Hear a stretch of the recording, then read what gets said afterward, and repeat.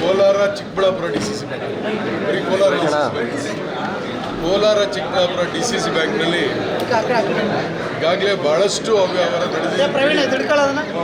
ಸುಮಾರು 2 ವರ್ಷಗಳಿಂದ ಆರೋಪ ಕೇಳಿಬಂದಿತ್ತು. ಹಿಂದೆ ಇದೇ ಚಿಕ್ಕಬಳ್ಳಾಪುರ ಲೋಕಸಭಾ ಕ್ಷೇತ್ರದ ಸದಸ್ಯರು ಸುಧಾಕರ್, ಶ್ರೀನಿವಾಸಪುರ ವಿಧಾನಸಭಾ ಕ್ಷೇತ್ರದ ಹಾಲಿ ಶಾಸಕರಾದಂಥ ವೆಂಕಟೇಶ್ವರರೆಡ್ಡಿ ಅವರು, KGF ಕ್ಷೇತ್ರದ ಮಾಜಿ ಶಾಸಕರಾದಂಥ ಸಂಪಂಗಿಯವರು, ಇವರೆಲ್ಲರೂ ಕೂಡ ಬಹಳಷ್ಟು ಆರೋಪಗಳನ್ನು ಹಿಂದೆ ಕೂಡ ಮಾಡಿದ್ರು. ಆರೋಪಗಳೆಲ್ಲ ಗೊತ್ತು, ಈಗ ಯಾವ ರೀತಿ ಹಗರಣ ನಡೆದಿದೆ ಅಲ್ಲ, ಎಲ್ಲ ಆರೋಪಗಳನ್ನು ಏನು ಮಾಡಿದ್ರು ಅದರ ಮೇಲೆ ಎನ್ಕ್ವೈರೀಸ್ ಆಗಿತ್ತು. 64 ಎನ್ಕ್ವೈರಿ, 65 ಎನ್ಕ್ವೈರಿ, ಆಡಿಟ್ ಮಾಡಬೇಕು ಅಂತೆಲ್ಲ ಕೂಡ ಸರ್ಕಾರಗಳು ಕಾಲಕ್ಕೆ ಆದೇಶ ಮಾಡಿತ್ತು. ಇವೆಲ್ಲವಕ್ಕೂ ಈಗ ಹೈಕೋರ್ಟ್ನಲ್ಲಿ ಸ್ಟೇ ತೊಗೊಂಡ್ಬಂದಿದೆ. ಆಮೇಲೆ ನಮ್ಮ ಸರ್ಕಾರ ಬಂದಮೇಲೆ ಏನು ಸ್ಪೆಷಲ್ ಆಫೀಸರ್ನ ಅಪಾಯಿಂಟ್ ಮಾಡಬೇಕಿತ್ತು. ಆದಿತ್ಯ ಆಮ್ಲಾನ್ ಬಿಸ್ವಾಸ್ ಅಂತೇಳಿ IAS ಆಫೀಸರ್, ಸೀನಿಯರ್ IAS ಆಫೀಸರ್ನ ನೇಮಕ ಮಾಡಿದರು. ಅದಕ್ಕೂ ಕೂಡ ಹೈಕೋರ್ಟಿಂದ ಸ್ಟೇ ತಂದಿದ್ದಾರೆ. ಈಗ ನಾನು ಕೂಡ ಗಮನ ಸೆಳೆಯುವ ಸೂಚನೆ ಅಡಿಯಲ್ಲಿ ಇದನ್ನು ಪ್ರಶ್ನೆ ಮಾಡಿದ್ದೆ. ಮಾನ್ಯ ಸಹಕಾರ ಸಚಿವರು ಅದಕ್ಕೆ ಉತ್ತರ ಕೊಡ್ತಕ್ಕಂಥ ಸಂದರ್ಭದಲ್ಲಿ ಇದು ಭಾಳಷ್ಟು ಹಗರಣಗಳಾಗಿದ್ದಾವೆ, ಮೇಲ್ನೋಟಕ್ಕೆ ಕಂಡು ಬರ್ತಾ ಇದೆ, ಇದು ಇನ್ನಷ್ಟು ವಿಸ್ತೃತವಾಗಿ ಚರ್ಚೆ ಆಗಬೇಕಾಗಿದೆ, ಗಮನ ಸೆಳೆಯೋದ್ರಲ್ಲಿ ವಿಸ್ತೃತವಾಗಿ ಚರ್ಚೆ ಮಾಡೋಕ್ಕೆ ಅವಕಾಶ ಇರೋದಿಲ್ಲ, ಇದನ್ನು 330 ಕನ್ವರ್ಟ್ ಮಾಡಿ ಅಂತೇಳಿ ಅವರೇ ಸಭಾಪತಿಗಳನ್ನು ಕೇಳಿದ್ರಿಂದ 330 ಕನ್ವರ್ಟ್ ಮಾಡಿದ್ದಾರೆ. ಅದು ಬಹುಶಃ ಸೋಮವಾರ ಮಂಗಳವಾರ ಚರ್ಚೆಗೆ ಬರ್ತದೆ. ಆವತ್ತು ಎಲ್ಲ ರೀತಿಯ ಆರೋಪಗಳು ಏನೇನು ಹಗರಣಗಳಾಗಿದ್ದಾವೆ, ಅವ್ಯವಹಾರಗಳಾಗಿದ್ದಾವೆ ಎಲ್ಲವನ್ನ ಸದನದಲ್ಲಿ ಸರ್ಕಾರದ ಗಮನಕ್ಕೆ ತರ್ತಾ ಇದೆ. ಸರ್, ಮೇಲ್ನೋಟಕ್ಕೆ ಯಾವ ರೀತಿ ಹಗರಣ ಆಗಿದೆ ಸರ್? ಒಂದೆರಡಲ್ಲ. ಈಗ ಉದಾಹರಣೆಗೆ 7 ಸ್ಟಾರ್ ಅಂತ ಒಂದು ಕೋಆಪರೇಟಿವ್ ಸಂಘನ ಸ್ಥಾಪನೆ ಮಾಡ್ತಾರೆ ಬಂಗಾರಪೇಟೆ.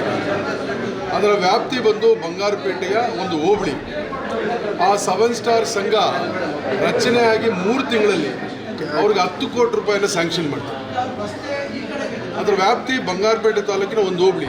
ಅದರ ವ್ಯಾಪ್ತಿಯನ್ನು ಮೀರಿ, ತಾಲೂಕನ್ನು ಮೀರಿ, ಜಿಲ್ಲೆಯನ್ನು ಮೀರಿ ಚಿಕ್ಕಬಳ್ಳಾಪುರ ಜಿಲ್ಲೆಯ ಚಿಂತಾಮಣಿಯಲ್ಲಿರ್ತಕ್ಕಂಥ ಒಂದು ITC ಡೀಲರ್ಶಿಪ್ನವ್ರಿಗೆ 2 ಕೋಟಿ ರೂಪಾಯಿನ ಅಲ್ಲಿಂದ ಟ್ರಾನ್ಸ್ಫರ್ ಮಾಡ್ತಾರೆ.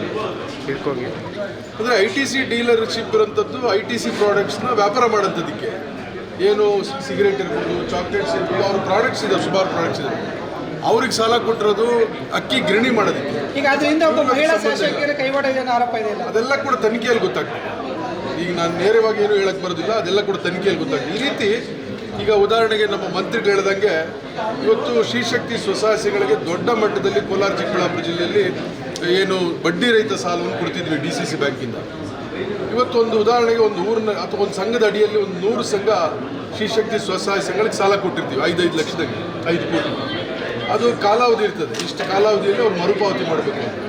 ಮರುಪಾವತಿ ಮಾಡಿಬಿಡ್ತಾರೆ. ಅವರೆಲ್ಲ ಫೈಲ್ಸು DCC ಬ್ಯಾಂಕ್ ಹೆಡ್ ಆಫೀಸಲ್ಲಿ ಇರ್ತದೆ ಅಥವಾ ಬ್ರಾಂಚ್ ಆಫೀಸಲ್ಲಿ ಇರ್ತದೆ. ಅದನ್ನು ಆ ಸ್ವಸಹಾಯ ಸಂಘಗಳಿಗೆ ಗೊತ್ತಾಗ್ದೇ ಮತ್ತೆ ಮರುಸೃಷ್ಟಿ ಮಾಡಿ ಆ ಫೈಲ್ಸನ್ನು ಮತ್ತೆ ಅವ್ರಿಗೆ ಸಾಲ ಕೊಟ್ಟಿರ್ತಕ್ಕಂಥ ಆರೋಪಗಳಿದ್ದಾವೆ. ಒಂದು ಸಂಘಕ್ಕೆ 5 ಲಕ್ಷದಂಗೆ ಮತ್ತೆ ಸುಮಾರು ಸಂಘಗಳಿಗೆ ಇವತ್ತು ಅದು ಬೆಳಕಿಗೆ ಬಂದಿರೋದು.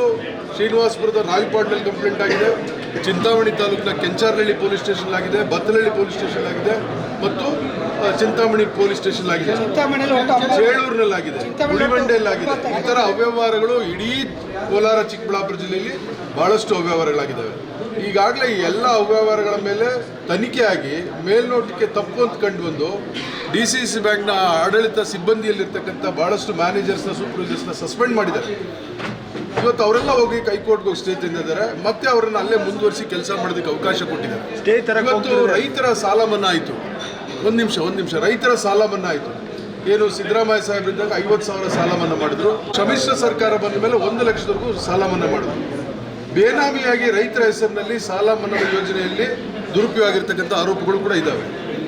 ಆಮೇಲೆ ಏನು ಶ್ರೀಶಕ್ತಿ ಸ್ವಸಹಾಯ ಸಂಘಗಳಿಗೆ ಸರ್ಕಾರದಿಂದ ಬಡ್ಡಿ ಹಣ ಬರ್ತದೆ, ರಾಜ್ಯ ಸರ್ಕಾರದಿಂದ 7% ಕೊಡ್ತಾರೆ, ಕೇಂದ್ರ ಸರ್ಕಾರದಿಂದ 5% ಕೊಡ್ತಾರೆ. ಅದನ್ನು ಎಕ್ಸೆಸ್ ಬಡ್ಡಿಗೆ ಹಣ ಕ್ಲೈಮ್ ಮಾಡಿದ್ದಾರೆ ರಾಜ್ಯ ಸರ್ಕಾರದಿಂದ. ಈಗ ಉದಾಹರಣೆಗೆ ಯಾವುದೋ ಒಂದು ಸಹಕಾರ ಸಂಘ ಇರ್ತದೆ, ಆ ಸಂಘದಲ್ಲಿ ಒಂದು 100 ಶ್ರೀಶಕ್ತಿ ಸ್ವಸಹಾಯ ಸಂಘಗಳಿಗೆ ಸಾಲ ಕೊಟ್ಟಿರ್ತಾರೆ. ಅದರ ಬಡ್ಡಿ ಹಣ 7% ಕ್ಲೈಮ್ ಮಾಡಬೇಕು ಪ್ರತಿ 3 ತಿಂಗಳಿಗೊಮ್ಮೆ. ಇಲ್ಲಿ 7%ಗಿಂತ ಹೆಚ್ಚು ಕ್ಲೈಮ್ ಮಾಡಿರ್ತಕ್ಕಂಥ ಆರೋಪಗಳಿದ್ದಾವೆ. ಅವು ಕೂಡ ತನಿಖೆಯಾಗಿ ಅಲ್ಲಿ ಕೂಡ ತಪ್ಪು ಕಂಡು ಬಂದಿದೆ. ಈ ತರ ಎಲ್ಲ ರೀತಿಯಲ್ಲೂ ಕೂಡ ಬಹಳಷ್ಟು ಆರೋಪಗಳಿದ್ದಾವೆ. ಅಂದ್ರೆ ಅಸಲಿ ವ್ಯಕ್ತಿಗಳ ಒರಿಜಿನಲ್ ಡಾಕ್ಯುಮೆಂಟ್ ಬಳಸಿ ನಕಲಿ ಸಂಘ ಮಾಡಿ ಹಣ ದುರುಪಯೋಗ. ಇದೆಲ್ಲ ಕೂಡ ಬೆಳಕಿಗೆ ಬಂದ ಮೇಲೆ ಮೊನ್ನೆ ದಿವಸ ನಮ್ಮ ಮಾಲೂರಿನ ಶಾಸಕರು ಹೇಳ್ತಾ ಇದ್ರು, ನಮ್ಮ ಹೈಯರ್ ಎಜುಕೇಷನ್ ಮಿನಿಸ್ಟ್ರಿಗೆ, ಕೋಲಾರ MLA ಅವರಿಗೆ, ಸಹಕಾರ ಸಚಿವರಿಗೆಲ್ಲ ಕೂಡ ಇದೆಲ್ಲ ಬೆಳಕಿಗೆ ಬಂದಮೇಲೆ ಪತ್ರಿಕೆಗಳಲ್ಲಿ, ಮಾಧ್ಯಮಗಳಲ್ಲಿ, ಟಿವಿಗಳಲ್ಲೆಲ್ಲ ಬಂದಮೇಲೆ ನಮ್ಮ ಊರಿನಲ್ಲಿ, ನನ್ನ ಸ್ವಂತ ಊರಿನಲ್ಲಿ, ಮಾಲೂರು ಕ್ಷೇತ್ರದ ಶಾಸಕರ ಸ್ವಂತ ಊರಿನಲ್ಲಿ 18 ಸಂಘಕ್ಕೆ ಸಾಲ ಕೊಟ್ಟಿದ್ದಾರೆ. ಆ ಸಂಘದ ಯಾವ ಮಹಿಳೆಗೂ ಗೊತ್ತಿಲ್ಲ. ಅಂದರೆ 2ನೇ ಬಾರಿ ಸಾಲ ಆದಂಗೆ ಡಾಕ್ಯುಮೆಂಟ್ನ ಕ್ರಿಯೇಟ್ ಮಾಡಿ ಸಾಲನೂ ಮಂಜೂರಾಗಿದೆ. ಆ ದುಡ್ಡು ಯಾರಿಗೆ ಸೇರಿದೆಯೋ ಗೊತ್ತಿಲ್ಲ, ಬಟ್ ಆ ಮಹಿಳೆಯರಿಗೆ ಸೇರಿಲ್ಲ. ಅದೇ ರೀತಿ ನಮ್ಮ ತಾಲೂಕಿನಲ್ಲಿ 2-3 ಸೊಸೈಟಿಗಳ ಅಡಿಯಲ್ಲಿ ಈ ರೀತಿ ಆಗಿದೆ ಅಂತೇಳಿ ಅವರು ಕೂಡ ಹೇಳ್ತಾ ಇದ್ದಾರೆ. ತನಿಖೆ ಆದ್ರೆ ನನಗೆ ಗೊತ್ತಾಗುತ್ತೆ. ಯಾವ ಅಧ್ಯಕ್ಷರ ಅವಧಿಯಲ್ಲಿ ಯಾರ ಮೇಲೆ ಅನುಮಾನ ಅಲ್ಲ, ಅಧ್ಯಕ್ಷರ ಅವಧಿಯಲ್ಲಂತಲ್ಲ, ನಾನು ಕೂಡ ಅವಾಗ ಆಡಳಿತ ಮಂಡಳಿ ನಿರ್ದೇಶಕನಾಗಿದ್ದೆ. ಈಗ ಅದರಿಂದ ನಾವು ನುಣುಚ್ಕೊಳ್ಳೋಕ್ಕಾಗೋದಿಲ್ಲ. ನಾನು ಕೂಡ ಇಂದಿನ ಆಡಳಿತ ಮಂಡಳಿಯಲ್ಲಿ ನಿರ್ದೇಶಕನಾಗಿ ಕೆಲಸ ಮಾಡಿದ್ದೀನಿ. ಆದರೆ ನಮ್ಗೆ ಯಾರಿಗೂ ಗೊತ್ತಾಗದೇ ಇರೋ ರೀತಿಯಲ್ಲಿ ಇವೆಲ್ಲ ಕೂಡ ನಡೆದಿದ್ದಾವೆ. ನನಗೆ ಗೊತ್ತಾದ ನಂತರ ನಾನು ಬಹುಶಃ 6 ತಿಂಗಳಿಗೆ ಮುಂಚೆನೇ, ನಮ್ಮ ಅವಧಿ ಇನ್ನೂ ಕೂಡ 6 ತಿಂಗಳಿದ್ದಂಗೆ ನಾನು ರಾಜೀನಾಮೆ ಕೊಟ್ಟು ಹೊರಗೆ ಬಂದೆ. ನಾನು ಒಂದೇ ಬಾರಿ ರಾಜೀನಾಮೆ ಕೊಡಲಿಲ್ಲ. ಹಲವಾರು ಆಡಳಿತ ಮಂಡಳಿಯ ಸಭೆಗಳಲ್ಲಿ ಎಲ್ಲ ವಿಚಾರಗಳನ್ನು ಪ್ರಸ್ತಾಪ ಮಾಡಿದ್ದೆ. ಅಲ್ಲಿ ಸರಿಯಾಗಿ ಸ್ಪಂದಿಸದೇ ಇದ್ದಿದ್ದರಿಂದ ನಾನು ಬೇಸತ್ತು ರಾಜೀನಾಮೆ ಕೊಟ್ಟು ಹೊರಗೆ ಬಂದೆ. ಇನ್ನೊಂದು ವಿಚಾರ ಹೇಳ್ತೀನಿ ಕೇಳಿ. ಈ ಶ್ರೀಶಕ್ತಿ ಸ್ವಸಹಾಯ ಸಂಘಗಳಿಗೆ ನಾವೇನು ಸಾಲ ಕೊಡ್ತಿದ್ದೀವಿ 5 ಲಕ್ಷ, ಆ ಸಂಘದ ಸದಸ್ಯರು 10 ಜನ ಇರ್ತಾರೆ. ಅಲ್ಲಿ ಯಾರಾದರೂ ಕೂಡ ಆಕಸ್ಮಿಕವಾಗಿ ಮರಣ ಹೊಂದಿದ್ರೆ ಅಲ್ಲಿ ಆ ಮರುಪಾವತಿ ಆಗಂಥದಕ್ಕೆ ಭಾಳ ಕಷ್ಟ ಆಗ್ತಿತ್ತು. ಆವಾಗ ಒಂದು ಸ್ಕೀಮನ್ನು ಪ್ರಾರಂಭ ಮಾಡಿದ್ರು. ಏನು, ಆ ಶ್ರೀಶಕ್ತಿ ಸ್ವಸಹಾಯ ಸಂಘಗಳಿಗೆ ಇನ್ಶೂರೆನ್ಸ್ ಮಾಡ್ತೀವಿ, ಪ್ರತಿಯೊಬ್ಬರಿಂದ 500 ರೂಪಾಯಿಗೆ ಒಂದು ಸಂಘಕ್ಕೆ 5,000 ರೂಪಾಯಿ ಇಟ್ಕೊಳ್ಳೋದು ಅಂತೇಳಿ ಮಾಡಿದ್ರು. ಅದ್ರ ಬಗ್ಗೆ ಕೂಡ ನಾನು ಪ್ರಶ್ನೆ ಕೇಳಿದ್ದೆ, ಏನು ನಮ್ಮ ಆಡಳಿತ ಮಂಡಳಿ ಸಭೆಯಲ್ಲಿ.